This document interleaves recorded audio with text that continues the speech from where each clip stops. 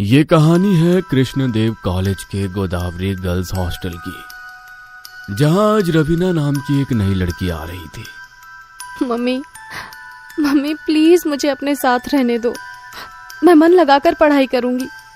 Please पापा please. चुप कर, सब देख रहे हैं। इज्जत मिट्टी में मिलाने का ठेका ले रखा है इसने। तू स्कूल में नहीं है, अब कॉलेज में आ गई है। ग्रेजुएशन करनी है तुझे, मुंह बंद कर ले। लेकिन रवीना चुपने को तैयार ही नहीं थी। उसके माँ बाप गरिमा और संजय उसे घसीटते हुए रूम नंबर 13 की तरफ ले जा रहे थे, क्योंकि उन्हें वही रूम अलॉट हुआ था और बाकी पूरा हॉस्टल उन्हें घूर घूर कर देख रहा था। ये लड़की मुझे मेंटली अनस्टेबल लग रही है।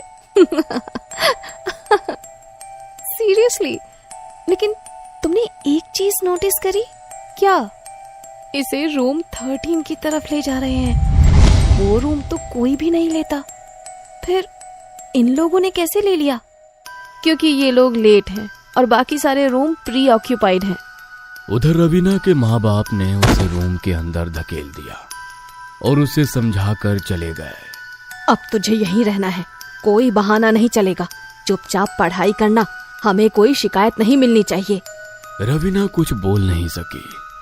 रवीना के माँ बाप हॉस्टल के गेट से बाहर निकल ही रहे थे कि एक लड़की दौड़ती हुई उनके पास आई।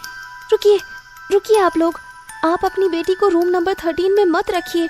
उस रूम में कुछ गड़बड़ है। चुप करो लड़की, हम कोई अंधविश्वासी नहीं है। और वैसे भी हमारे पास ऑप्शन ही क्या है, बाकी सारे रूम फुल है। और तुम हो कौन हमें बताने वाली? मैंने उस रूम के बारे में बहुत कुछ सुना है। गरिमा और संजय ने एक दूसरे को देखा, फिर बिना कुछ कहे आगे बढ़ गए। उधर रूम नंबर 13 में रवीना बिस्तर पर बैठी अपने हाथों से चेहरा ढके सिसक रही थी। मुझे यहाँ नहीं रहना। क्यों मेरी सुनता कोई नहीं रहना मुझे यहाँ। तभी अचानक दरवाजे पर कोई जोर से नॉक करता है। कौन है?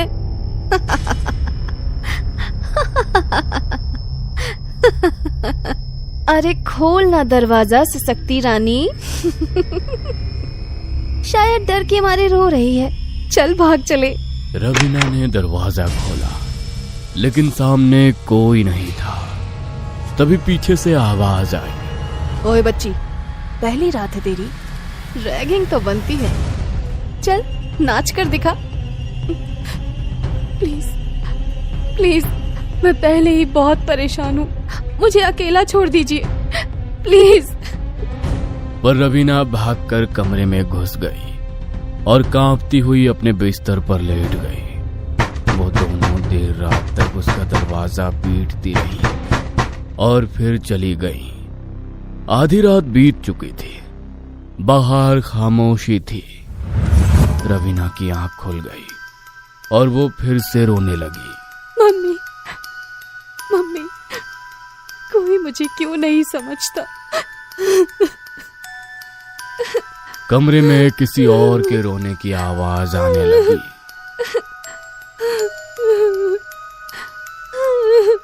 कौन है? फिर से तुम लोग? प्लीज चले जाओ। आवाज एकदम से बढ़ गई। रवीना के कान फटने लगे और अचानक बंद हो गई। रवीना थर थर कांपती हुई लेटी रही और किसी तरह सो गई। अगली सुबह कॉमन एरिया में रवीना धीरे धीरे चल रही थी जब संजना ने उसे रोका। अरे रवीना, तुम यहीं हो? मैं भी तुम्हारी क्लास में हूँ। ओह अच्छा, वो तुम्हारा कमरा रूम नंबर 13 वो ठीक नहीं है। क्या बकवास है, प्लीज मेरी बात मानो यार, मैं ऑलरेडी परेशान हूँ।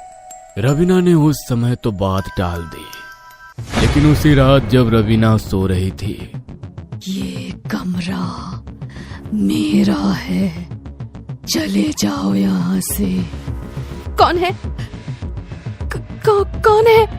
कमरे में कोई नहीं था।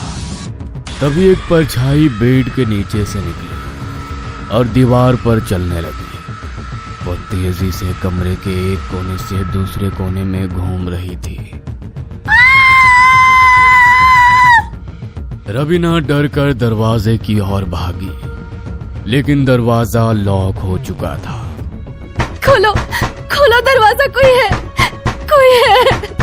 रवीना चिल्लाते चिल्लाते बेहोश हो गई और फिर सुबह जमीन पर पड़ी हुई रवीना की आंखें खुली। वो उठते ही भागी और बाहर आकर अपने पिता को कॉल करी। पापा पापा पापा प्लीज मुझे यहाँ से ले जाइए। यहाँ इस कमरे में कुछ है, लोग सही कह रहे हैं। पापा पापा प्लीज मुझे यहाँ से ले जाइए। पापा आप सुन रहे हैं ना? बस कर अब। वहाँ पढ़ने भेजा है या तुझे नौटंकी करने? पहले ही बोला था ना, बहाने नहीं चलेंगे।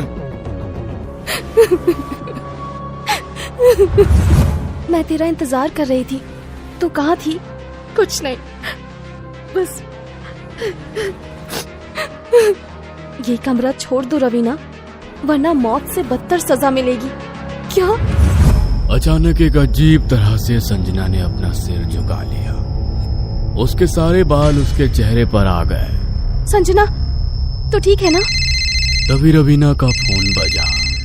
स्क्रीन पर लिखा था संजना कॉलिंग। रवीना ने चौंक कर फोन उठाया तो उधर से संजना बोली, आजा रवीना, मैस चलते हैं। रवीना के पसीने छूट गए। उसने धीरे धीरे सामने बैठी संजना के कंधे पर हाथ रखा। वो सिर उठाती है। सामने जो बैठी थी वो संजना नहीं थी। प्लीज प्लीज मुझे जाने दो, प्लीज प्लीज मुझे जाने दो। मुझे इंसाफ चाहिए। कैसा इंसाफ? मुझे जला दिया गया था, अब मुझे बदला लेना है। किससे? उनसे जो अब सीनियर से टीचर बन चुके हैं। मैं नहीं कर सकती, मैं नहीं कर सकती है। तो फिर तैयार हो जा उस सजा के लिए जो मौत से भी ज्यादा खौफनाक होगी। चुड़ैल की आंखें खून जैसी लाल हो गई। बचाओ बचाओ, कोई है क्या बाहर? प्लीज मुझे बचा लो। कमरे का दरवाजा अचानक खुद ही धड़ाम से बंद हो गया। कमरे में एक अजीब सी गंध भर गई, जैसे किसी जले हुए शरीर की। मैं ये कैसे कर सकती हूँ? मैं तो बस एक लड़की हूँ, प्लीज मुझे जाने दो। ओए पागल लड़की, दरवाजा खोल। क्या कर रही है अंदर? हॉस्टल को सिर पर उठा रखा है। फिर अचानक दरवाजा खुल गया और कमरे का सारा तूफान जैसे एक झटके में शांत हो गया, जैसे कुछ हुआ ही नहीं हो। इतना चिल्ला क्यों रही थी? हम सबको डरा दिया तूने। फिर से ड्रामा किया तो जान से मार देंगे, समझी? उनके बाहर निकलते ही रवीना भी दौड़ती हुई बाहर निकली और सीधे संजना के पास पहुंची। संजना, वो फिर से आई थी। तू सही कह रही थी। तू घर चली जा। मेरे मम्मी पापा मेरी बात नहीं सुनते, उन्हें लगता है मैं बहाने बना रही हूँ। संजना ने तुरंत रवीना की माँ को कॉल किया और पूरी बात बताई। देखो बेटी, हमें पता है रवीना पढ़ाई से भाग रही है। हमें इस बकवास में कोई दिलचस्पी नहीं है। आपकी बेटी खतरे में है, सुन रही है ना आप? फोन कट गया। रवीना की आंखों से फिर आंसू बहने लगे। तू मेरे रूम में रह ले कुछ दिन, मैं अपना मोबाइल ले आऊं बस, फिर चलते हैं। रवीना जैसे ही अपने कमरे में मोबाइल लेने पहुंची, उसकी चीख निकल गई। वही जली हुई औरत। क्या हुआ रवीना? जैसे ही संजना कमरे में दाखिल हुई, दरवाजा खुद ब खुद जोर की आवाज के साथ बंद हो गया। पूरे कमरे में अंधेरा फैल गया। हमें छोड़ दो, हमें जाने दो। हम आज के बाद इस रूम में नहीं आएंगे, हमें जाने दो।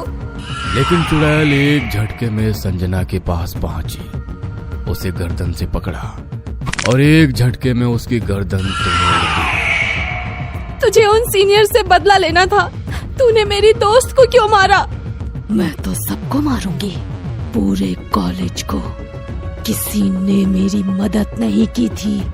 उसका ये पागलपन देखकर रवीना एक कोने में बैठ गई और अपने मोबाइल पर इस बारे में सर्च करने लगी। Godavari girls hostel, room number 13। उसकी आंखें फैल गई। शकुंतला एक मानसिक रूप से अस्थिर छात्रा जिसने एक सीनियर लड़के से प्रेम किया। जब उसे रिजेक्ट किया गया, उसने सीनियर लड़के को कमरे में बुलाकर आग लगा दी, पर खुद जलकर मर गई और लड़का बच गया।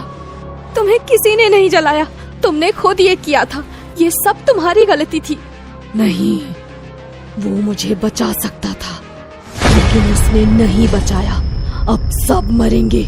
रवीना को कुछ समझ नहीं आ रहा था। उसने देखा खिड़की थोड़ी खुली हुई है और खिड़की से छलांग लगा दी। जमीन पर गिरते ही उसकी हड्डियां चटक गईं। आंखों के सामने अंधेरा छा गया। जब होश आया, उसे लगा जैसे उसे स्ट्रेचर पर ऑपरेशन थिएटर में ले जाया जा रहा हो। सामने उसे ऑपरेशन थिएटर दिखा, जिसका नंबर भी 13 था। रवीना की आंखें फिर बंद हो गई, लेकिन जब दोबारा खुली, वो फिर से उसी हॉस्टल के रूम नंबर 13 में थी। नहीं नहीं नहीं, नहीं, ये कैसे हो सकता है? संजना की लाश वहीं पड़ी थी। अब उसमें से तेज बदबू आ रही थी। रवीना ने मोबाइल उठाया और देखा 1 हफ्ता बीत चुका था। मैं 1 हफ्ते से यहाँ पड़ी हूँ। नहीं नहीं, निकालो मुझे, निकालो। कोई है क्या? कोई तो खोलो ये दरवाजा। आखिरकार एक दिन बाद दरवाजा खुला। बाहर खड़े थे काजल, पूनम और हॉस्टल गार्ड। अरे ये क्या हाल बना रखा है? पगला गई है क्या पूरी? तूने संजना को मार डाला। उसने काजल को नीचे गिराया और लातों से मारने लगी। पूनम चीखने लगी। तुम सब इसके जिम्मेदार हो, सब। उसने दरवाजा जोर से बंद कर लिया और तभी वही डरावनी चुड़ैल फिर से सामने आई। अब मेरी बारी है।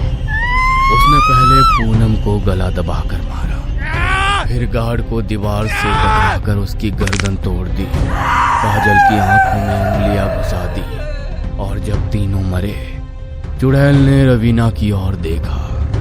तू अब मेरी है, लेकिन तू जिंदा रहेगी, क्योंकि अब तुझे ही मेरी कहानी आगे बढ़ानी है। कहते हैं आज भी रूम नंबर 13 में रवीना हंसते हुए अपने बाल नोच रही है।